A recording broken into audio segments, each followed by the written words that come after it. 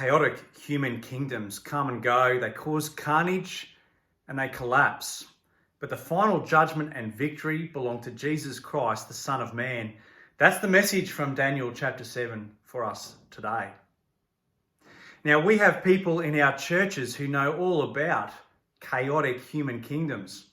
Here in Warwick, we have Olive, born as the sun started setting on the British Empire, and she grew up amidst the fiery furnaces of Nazi Germany and Imperial Japan. She literally lived through World War II. We have baby boomers like Jim and Judy, who as youngsters watched from abroad the carnage of China's Great Leap Forward and Cultural Revolution, when tens of millions unnecessarily died from the beastly policies of Chairman Mao. The Gen Xers among us, like Nikki and Sarah and I, we remember watching on TV live as teenagers the collapse of the Soviet Union, the fall of the Berlin Wall, murder at Tiananmen Square. Beastly kingdoms, chaos. For the millennials, you've seen the rise and fall of Islamic State, beheadings and bombings, carnage in Syria, and the nightmarish results of our war on terror in the Middle East. And today, right now, what do our young people see all over social media? Fronting our news feeds, the land of life, liberty, and the pursuit of happiness, the great USA, up in flames. And quietly, behind the scenes, the Chinese Communist Party's at it again, subverting the freedom of millions of peace-loving Hong Kongers right under our nose. Beastly behaviour. Human kingdoms come and go, but not before causing chaos and carnage, death and disease, madness and melancholia, society collapse. How will we cope as Christians in our time and place in a world on fire, gone mad, full of monstrous powers that one day will threaten to devour us? Well, let's dive in today into this strange text of Daniel chapter 7. It's full of beasts and chaos and carnage, and we'll see. Over the first 6 chapters of Daniel, this ancient history, we've seen how God's people also back then lived through chaotic kingdoms of carnage and collapse. You know, the more things change, the more they stay the same, don't they? Daniel, Shadrach, Meshach, and Abednego, they had to learn to live wisely in totalitarian dictatorships. There was, remember, psychopath Nebuchadnezzar. There was wannabe Belshazzar, impotent Darius last week. Babylonian empires, Medes and Persians. There's been fiery furnaces, cunning conspirators, bent injustices. We've seen so much already in the book of Daniel, and yet the second half shows us perhaps we may not have seen properly yet. Maybe we haven't seen yet at all. Verse 1 marks a massive shift in the whole structure of Daniel. In the first year of Belshazzar, king of Babylon, Daniel had a dream and visions passed through his mind as he was lying in bed, and he wrote down the substance of his dream. We're taken back to the time of Belshazzar, right? Immediately removed from our normal understanding of time in Daniel's story. It's a story chucked in reverse for a bit. It's a flashback. And suddenly we're in the realm of apocalyptic literature, aren't we? The stuff of nightmares and doomsday cults and conspiracy peddlers. Chapter 7 marks a big shift from narrative storytelling to apocalyptic imagery, right? And this is where, of course, we hear some weird interpretations. They happen all over the place. You know, like the little horn is the Pope, or the bear is Russia, and the lion, of course, was the UK. No. The key to remember about apocalyptic writing is that the main thing is the plain thing. It's like watching TV. It's full of rich imagery, isn't it? As you read it, as you take it in, as you watch. But if you sit too close to the TV, you only see the pixels. You've got to sit back far enough to take in the big picture. You see, apocalyptic writing is accurate but not precise. It's a picture book, not a puzzle to solve, nor a riddle to unravel, and it's not a timeline of events to just crudely map onto our own time and place. If you've developed any sense of human history since Daniel's time back then, you'll know how arrogant it is for us to claim these events all about our own unique occasion. We don't want to do that. We want to honour God's word in the Bible. Apocalyptic writing is a gift. It's a special kind of visual writing, and its purpose is to arouse, to provoke powerful feelings in us as its readers. And so we're going to think and feel a bit more about that in the next couple of weeks. But today, the imageries of cosmic battles, the great sea being churned up, these four massive beasts, horns galore, ribs in the teeth, it's horror by the sea. It's a bit like that scene out of Alien Resurrection with all the deformed half clones of Lieutenant Ripley crossed with an alien. It's all gore and more, isn't it? And precisely scary because they're almost human. But only almost human. They're beasts behaving like animals, but they're far scarier than a crocodile or some brown snake in the backyard. Because these creatures blur the lines between our innate humanity and our chosen depravity. They're scary beasts because their imagery is a bit too close to home for us. The first beast, the lion, is stood on 2 feet like a human being and had the mind of a human. Verse 4. The second beast, the bear, reclining like some wealthy, overgrown king at a feast, raised up on one of its sides, chewing on someone's flesh. Verse 5. Verse 6, the third beast is like a flying four-headed leopard. And then you've got this fourth beast, terrifying and frightening. Large iron teeth, it crushed and devoured its victims and trampled underfoot whatever was left. Then a little horn, Daniel sees, comes up, and three of the first horns were uprooted. They had eyes like of a human being and a mouth that spoke boastfully. You know, we're not in Kansas anymore, right? Well, we are actually. It just doesn't feel like it. You see, the first 6 chapters of Daniel that we've been going through in this series have been from man's point of view. But this second set of chapters, these second 6, are from God's point of view.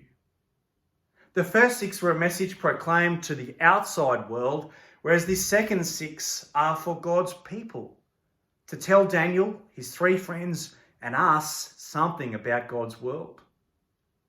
What's the message from these first 8 verses? It's that this is how God sees our human kingdoms, right? Chaotic, destructive, beastly. It's full of weeping and devouring and gnashing of teeth. And how does this make us feel? Well, it's repulsive, isn't it? We're horrified by this imagery. Now remember, the main thing isn't to get lost in the detail, but to see the big picture and feel the overall impact. And the main thing is the plain thing, isn't it? This is gross. It's terrifying. But from verse 9, our imagination pivots from disgust and fear to reverence and awe, from chaos to calm, from horror by the sea to this heavenly courtroom, from apparent power to real power. What do we read in verse 9? As I looked, thrones were set in place, and the Ancient of Days took his seat. His clothing was as white as snow. The hair on his head was white like wool. His throne was flaming with fire, and its wheels were all ablaze. A river of fire was flowing, coming out from before him. Thousands upon thousands attended him. 10,000 times 10,000, right? Lots of people, millions, countless, stood before him. The court was seated, and the books were opened. See, this is a great privilege for us. All this visual imagery, it's of God himself, right? The Ancient of Days. You see, from chapters 1 to 6, we've seen how God is at work behind the scenes. What have we seen?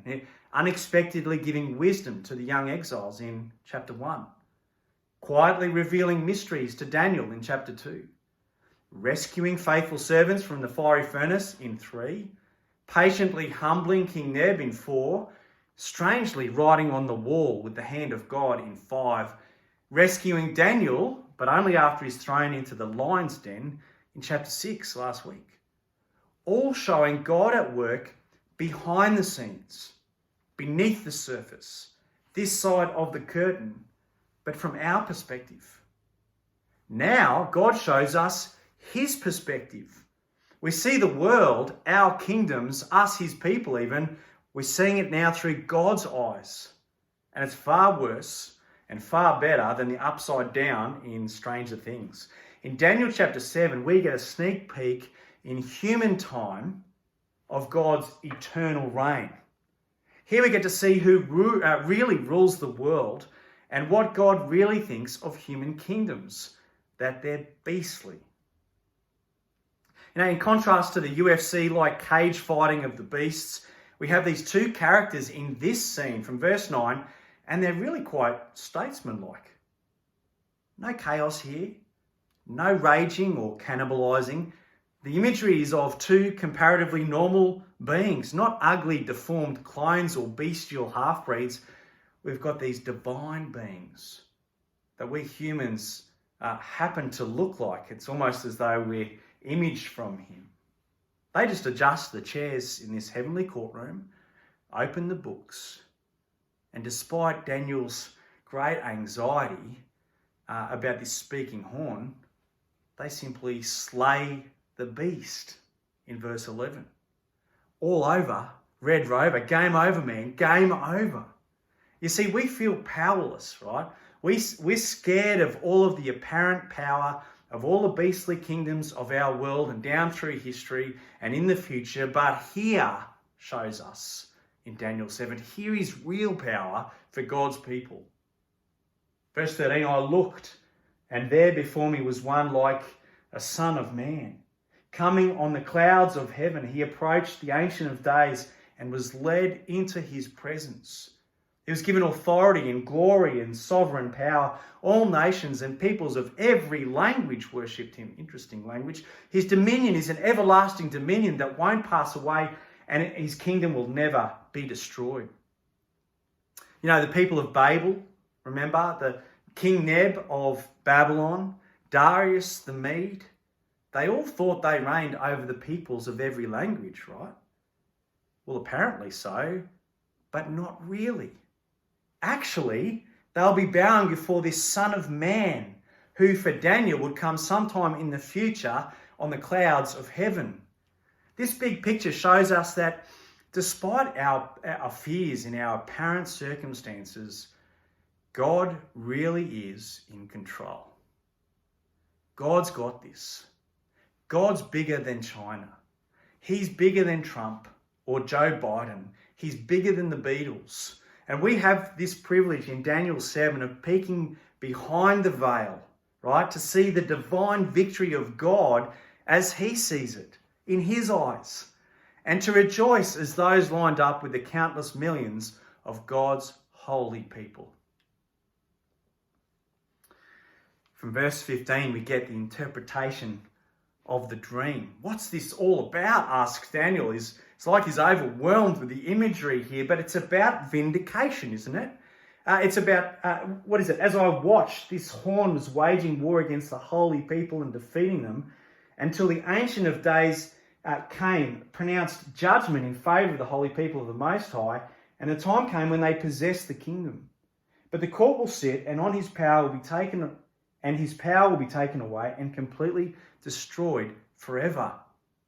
It's about vindication for God's people, isn't it? There's judgment that vindicates God's holy people. There's possession of God's kingdom by his holy people. It vindicates his people. There's destruction of his enemies, which vindicates God's holy people. What's the key purpose of all this imagery from this pivotal point in the book of Daniel? Well, here's the impact on us as readers, isn't it? When God's people struggle with persecution, we're to persevere. That's the impact on Daniel, I think. That's the impact on his three mates. That's the impact on those exiles back then. And that's the impact on us from this literature. Push on in this life. Go through this thing. Live well, die well, live wisely as the holy people of the living God. Because actually, the greatest vindication belongs to God. He wins. Then the sovereignty, power, and greatness of all the kingdoms under heaven will be handed over to the holy people of the Most High.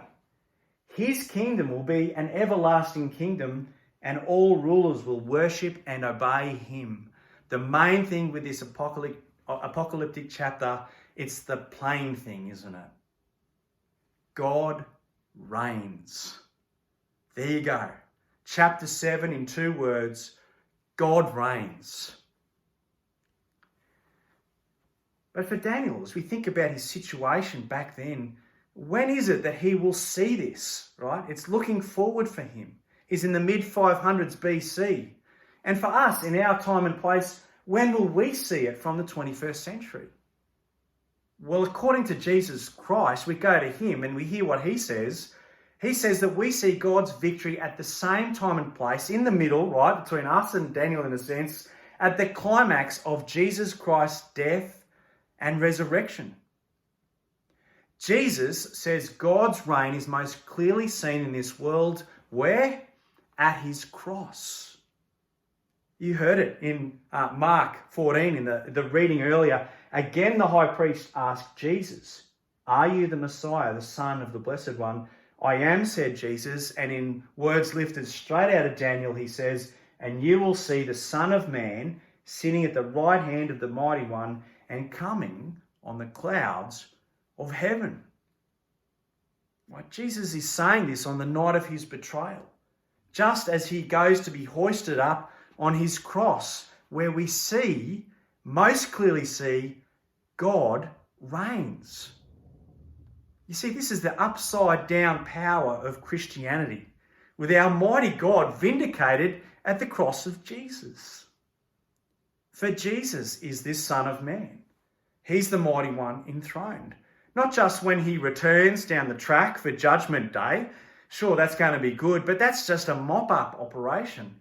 But when he comes on the clouds of heaven, according to Jesus, to be enthroned at his king, where? When? At his crucifixion. So let's lock in a few reflections, right? First of all, the big picture.